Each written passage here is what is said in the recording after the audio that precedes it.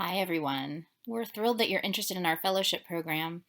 My name is Jennifer Marin. I'm the director of our point of care ultrasound program, and I want to share with you some information regarding ultrasound training during our fellowship.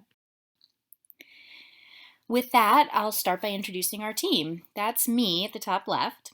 Desiree Neville is our associate director, and along with Bita Ajdam, Katie Norbosch, and Natan Kramer, we are the ultrasound faculty.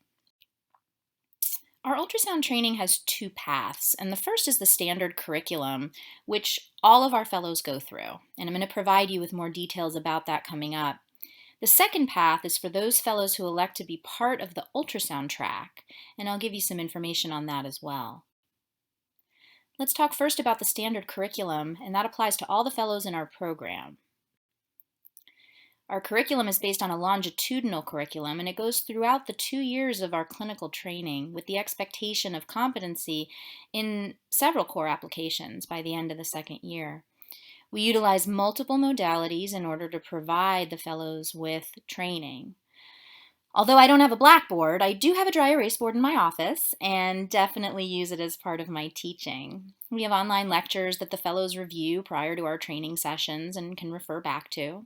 We have group video reviews each week where we review all the ultrasound exams from the week. We have a dedicated pediatric simulation room in our emergency department, and as part of that, we have multiple ultrasound-specific mannequins that our fellows use for training. And finally, the fellows do scanning shifts throughout the 2 years in which they get to hone their skills on patients. Here are some photos from a pericardiocentesis training session that we had with one of our cardiac intensivists. And speaking of our intensivists, we have a really nice partnership with our critical care units, including the cardiac ICU and the pediatric ICU. And experts from these units provide our fellows with further ultrasound training that's specific to their expertise. So let's talk about the applications that our fellows learn, and these are the core applications. First is a focused echo, in which our fellows learn to use ultrasound in cardiac arrest, for the evaluation of effusions, and for global contractility. We use soft tissue ultrasound to distinguish abscess versus cellulitis and to evaluate for foreign body. We use point-of-care ultrasound to evaluate for intussusception in young children with colicky abdominal pain, for example. We also use point-of-care ultrasound to evaluate for pneumothoraces, for intravascular volume assessment by evaluating the IVC, for hip effusions, in patients with blunt abdominal trauma. Here you see the focused assessment with sonography and trauma, or what most people call the FAST exam.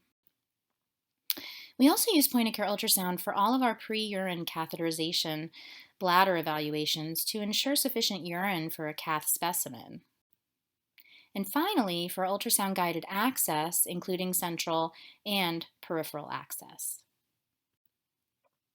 To give you an idea of the numerical requirements, our fellows all meet these minimum requirements by the end of their second year of fellowship.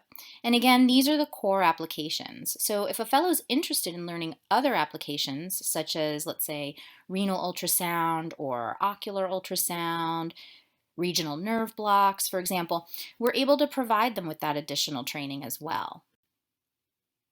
Our second and third year fellows have the opportunity to further reinforce and also show off their skills by teaching in our faculty workshops, which we do twice a year.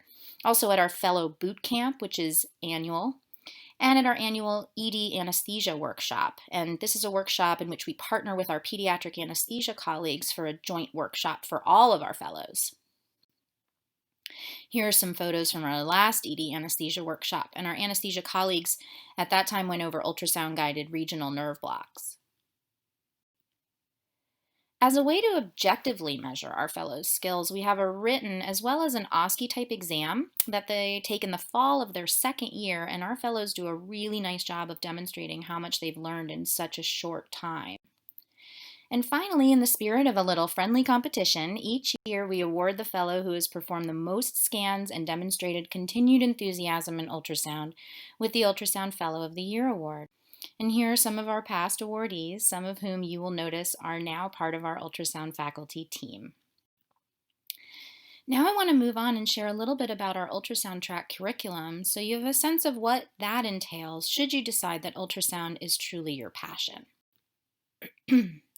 First, our POCUS track fellows learn other applications beyond those core applications that I showed you earlier, and these are just examples. The ultrasound track fellows and I meet monthly and go over goals and objectives, so if there are other applications of interest, then we provide that training for them. And on that note, one thing to know about our hospital is that we have a pretty robust hospital-wide point-of-care ultrasound program. There are about 15 different divisions that are part of the program, and within each of these divisions, there are POCUS leads who all bring unique skills related to ultrasound in our hospital. So if our fellows are interested in expanded applications, we have a hospital that's full of people able to provide that for them. There's a lot going on also across the university, and we encourage our ultrasound track fellows to get involved. For example, our group is part of the iPOCUS program. iPOCUS stands for Interdisciplinary Point of Care Ultrasound.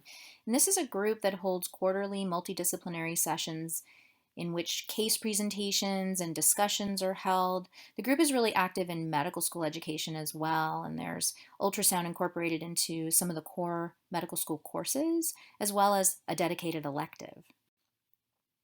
Some other activities for our ultrasound track fellows include monthly scanning shifts in their third year. They can get involved in research projects and curriculum development. They can give lectures, publish case reports. And our ultrasound track fellows are all reviewers for the ultrasound case review section in pediatric emergency care. And this is a section that's dedicated to publishing case reports or case series involving point of care ultrasound. They teach our pediatric residents and medical students. And finally, we encourage them to get involved in national organizations like the ultrasound section of the American College of Emergency Physicians and the P2 network, both of which are dedicated to point-of-care ultrasound. During the annual American Academy of Pediatrics meeting each year, there's a Pediatric SonaFest competition. And this brings two-person teams from fellowship programs to compete in knowledge-based as well as skill-based challenges. There's costumes and creative names, there's prizes that are awarded. A few years ago, we sent two teams, and as you can see, we had a lot of fun. Here you can see the numerical benchmarks for our ultrasound track fellows as compared to what the other fellows are required to compete. And on average, our track fellows do a little more than twice what is expected for the other fellows. Here are some photos of recent graduates of our ultrasound track. You see Dr. Ajdam there. There's Dr. Norbash. And I'll just close by saying that this is really a family affair. We have incorporated all of our children, I think, at one point into our ultrasound training, and we really have a lot of fun together. I'm consistently amazed at how proficient our fellows become with ultrasound by the time they graduate. Our emails are here. Please do reach out if you have any questions about our program.